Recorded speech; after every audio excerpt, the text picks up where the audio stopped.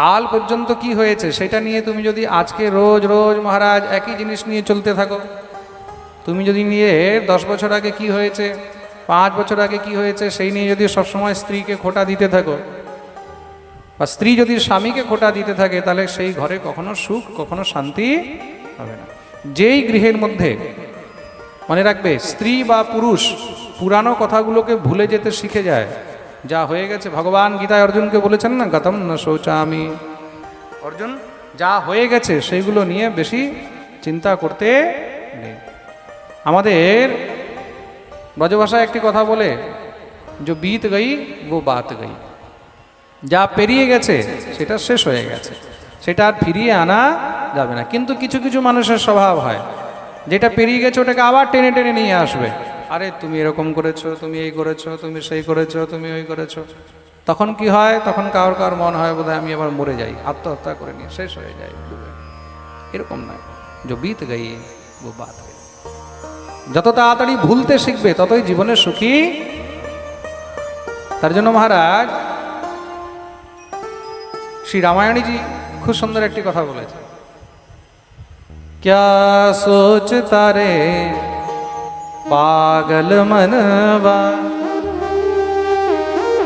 हो क्या सोचता रे पागल मनवा, जो बीत गया सो बीत गया, जो बीत गया सो बीत गया,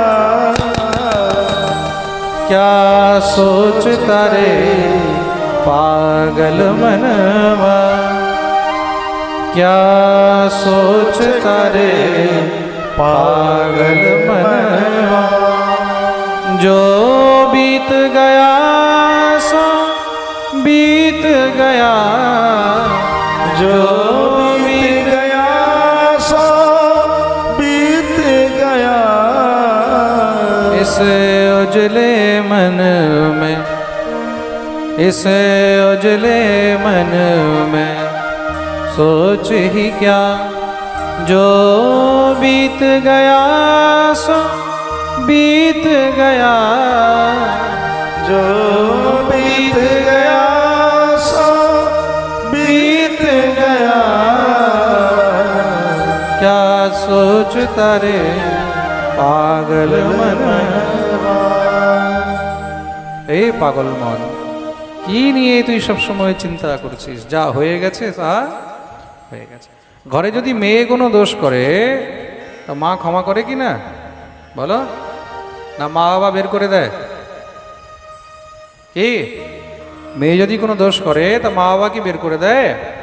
তো কোনো সময় যদি বৌমা ভুল করে ধরলো, ওই দোষ করে ফেললো, তাকে বোঝাও, তাকেও আপন করো, সেও তো ঘরের বউ।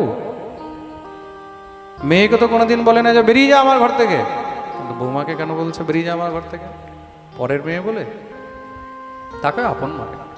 ভুল হয়েছে শোধরাও, আজ ভুল হয়েছে শোধরাও, আবার যেন ভুল না হয়। কিন্তু যদি কেউ বারবার ভুল করে, তার জন্য কিন্তু নিশ্চয়ই কোনো জায়গা হওয়া উচিত নয়। ভুল একবার হয়, ভুল একবার হয়, ভুল বারবার হয় না। বারবার যেটা হয় সেটা অপরাধ, সেটা হলো দোষ।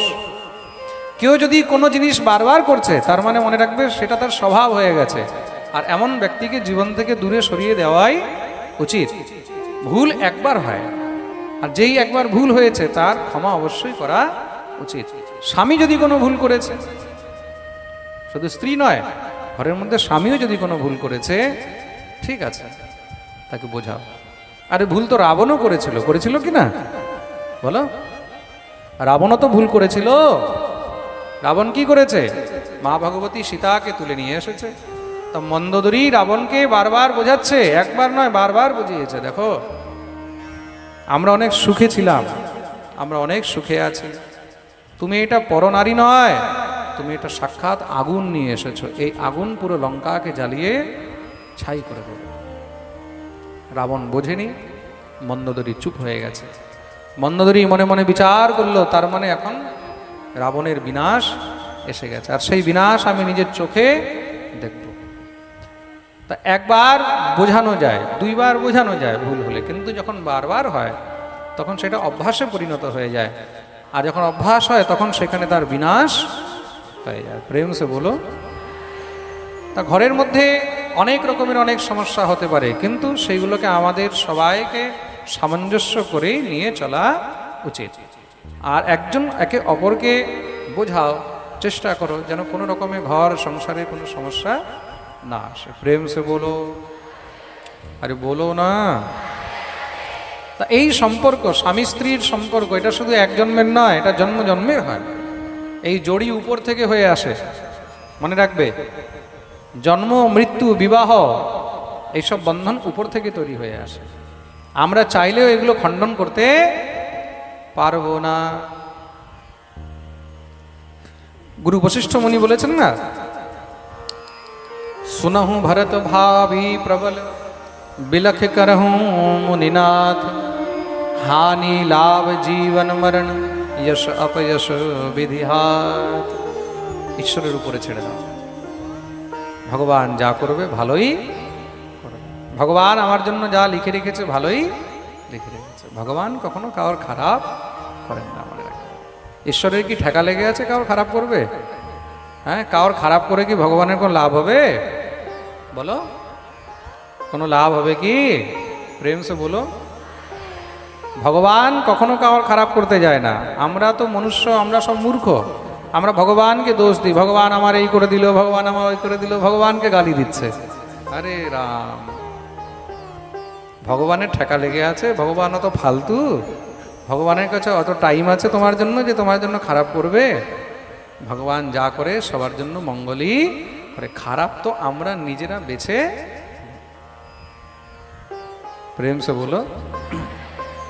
রতি এখানে বললেন, অহম তে অধিকৃতা পত্নী রতিহীনা যশস্বিনী। আমি আপনার অধিকৃতা পত্নী। অধিকৃতা মানে একদম অথরাইজড।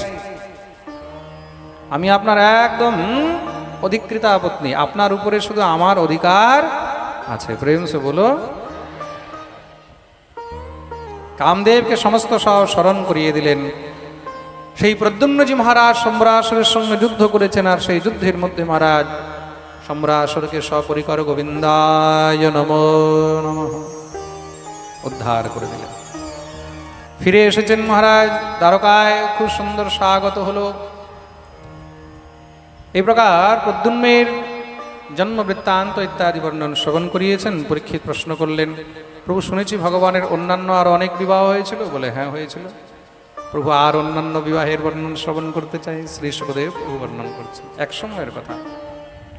आसीत् सत्राजितः सूर्यो भक्तस्य परम सखा, प्रीतस्तस्मै मणिं प्रादात् सूर्यस्तुष्ट हस्यमन्तकम्।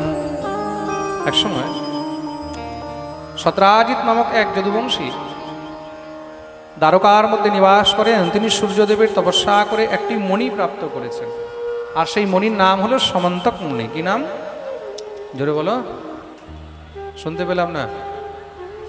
হ্যাঁ, সমন্তক মণি থেকে নিত্য 8 ভার সোনা বেরোয়। কত ভার? 8 ভার। এক ভারে 1 মণ হয়, 1 মণে 40 কেজি। তার মানে ভাবো রোজ কত কেজি সোনা বেরোচ্ছে। তা যার ঘরে কত হলো? 320 কেজি নাকি?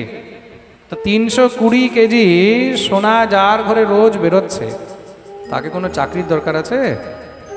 হ্যাঁ, আরে মানুষ জীবনভর খেটে খুটে 1 কেজি সোনা কিনতে পারে না, সেটা আলাদা কথা। মেদিনীপুরের লোকরা কিনতে পারে।